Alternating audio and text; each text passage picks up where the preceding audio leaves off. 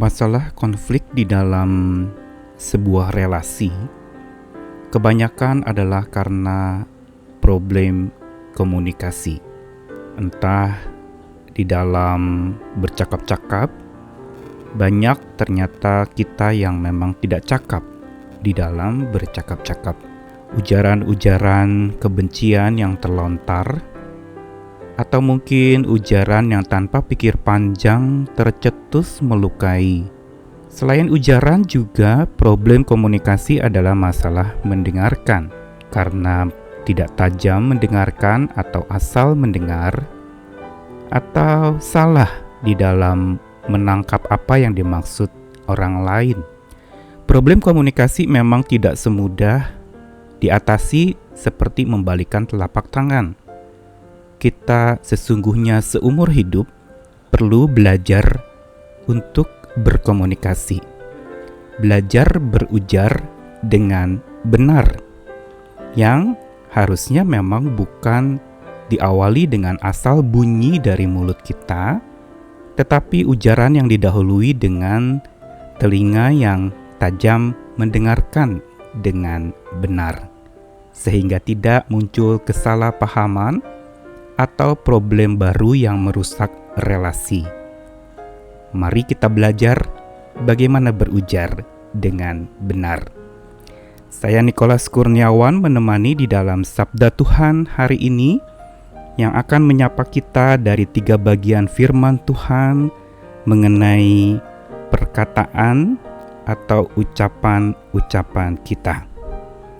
Pertama dari Mazmur 141 ayat yang ketiga, doa Daud di dalam Mazmur ini, dia mengatakan, "Awasilah mulutku ya Tuhan, berjagalah pada pintu bibirku." Lalu kemudian bagian kedua dari surat bijak di Amsal pasal yang ke-18 ayat yang ke-21 dengan tegas mengatakan, "Hidup dan mati dikuasai lidah. Siapa suka menggemakannya akan memakan buahnya."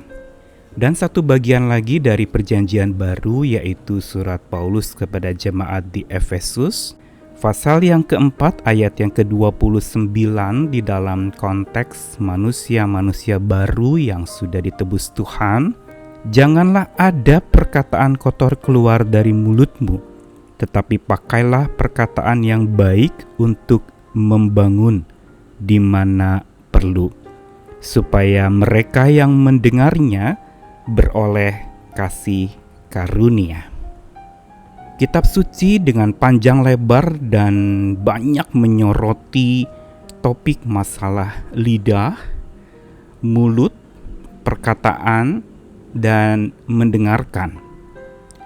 Topik ini sebenarnya menjadi topik yang banyak di dalam kitab-kitab di Alkitab kita, berawal dari konsep shema atau mendengarkan di dalam budaya Ibrani, yang merupakan awal mula atau cikal bakal seseorang itu beriman.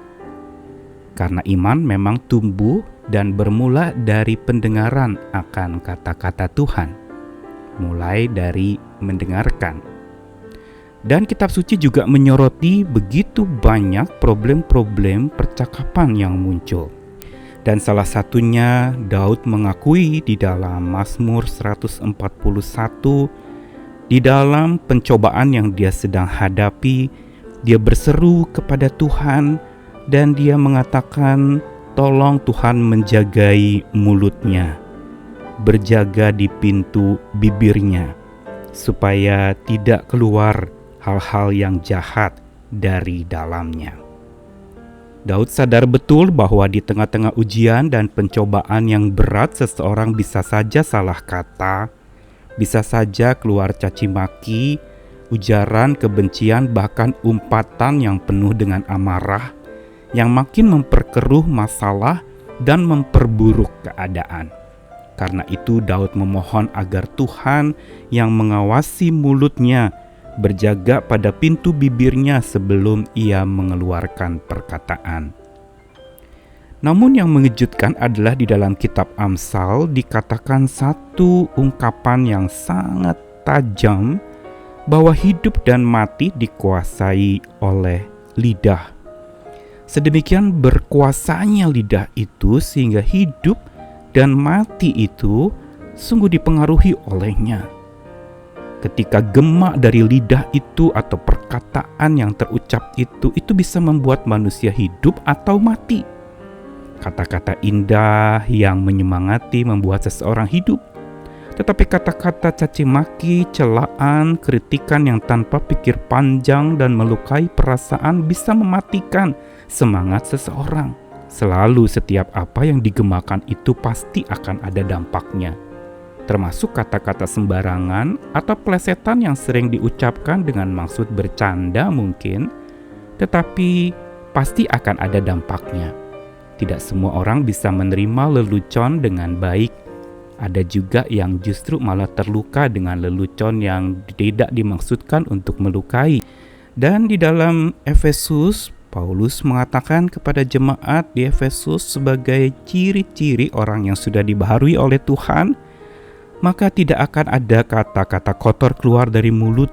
Itu harus dijaga, itu harus ditahan, dan memakai perkataan yang baik untuk membangun, bukan untuk menjatuhkan, supaya setiap orang yang mendengarnya akan beroleh kasih karunia, bukan beroleh sebuah luka di hati, tapi beroleh sukacita karena kata-kata kasih dari Tuhan mengalir melalui mulut setiap orang percaya. Sedemikian jauh ayat-ayat yang dibacakan semua berputar di topik berkomunikasi.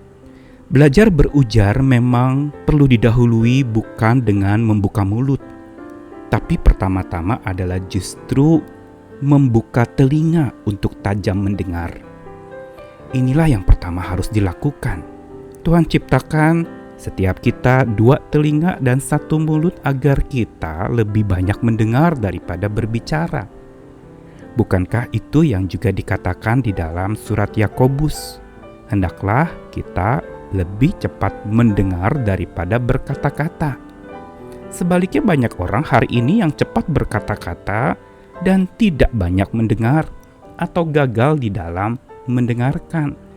Yang kedua adalah untuk belajar berujar kita perlu membuka hati untuk menangkap pesan yang benar yang dimaksudkan oleh si penyampainya. Jangan salah sangka dulu, tapi buka hati betul-betul, tenangkan hati betul-betul untuk menangkap pesan yang benar, supaya tidak salah tanggap. Dalam hal ini membuka hati juga membutuhkan untuk supaya kita menanyakan atau mencoba memberikan respon terhadap apa yang diungkapkan. Yang ketiga, lalu kemudian membuka pikiran kita untuk bisa menafsirkan dengan baik, menafsirkan dengan benar tanpa terburu-buru menyimpulkan apa yang terungkapkan. Kita perlu buka pikiran untuk menafsir dengan benar. Baru terakhir kita membuka mulut kita dengan hati-hati untuk menanggapi supaya rasa terjaga agar tidak terluka dan relasi makin mendewasa penuh dengan suka. Karena itu mari pada saat di mana begitu banyak ujian hari ini dan kita tergoda untuk mengucapkan kata-kata yang salah, melukai sesama kita, lebih baik kita berpikir dengan benar sebelum berujar dengan benar.